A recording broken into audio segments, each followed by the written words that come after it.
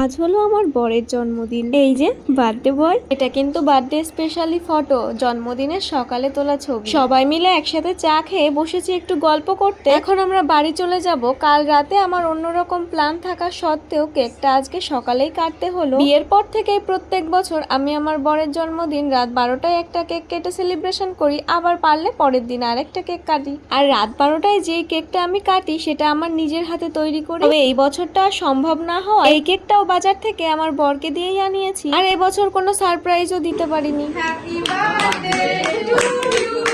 কাল রাতে যেহেতু কেকটা কাটতে পারিনি, তাই ভাবলাম সকালবেলায় সবার সঙ্গে একবারে কেকটা কেটে তারপরেই বাড়িতে ফিরবো। বাড়িতে গিয়ে কেক কাটলে তো সেই আমি আর আমার বর, তাছাড়া তো আর কেউ নেই। যাই হোক, কেক কেটে বর সবাইকে একে একে খাইয়ে দিয়েছে। আর এদিকে কাকা আর ভাইজিতে মিলে কেক মাখামাখিও হয়ে গেছে। এদিকে আমাদের লোকনাথ কিন্তু খুব শান্ত স্বভাবের, ও চুপ করে বসে আছে যাতে ওকে কেউ কেক খাওয়াতেও না পারে, কেক মাখাতেও না পারে। এদিকে কাকা ভাইজির অবস্থা, কেক মেখে দুজনের এমনই অবস্থা, কাউকেই চেনা যাচ্ছে না। সবকিছু শেষে অবশেষে আমিও আমার বরকে কেকটা খাইয়ে দিলাম। এবারের মতো বরের বার্থডেটা এমনই হলো। চলুন এবার বাড়ি যাওয়ার পালা।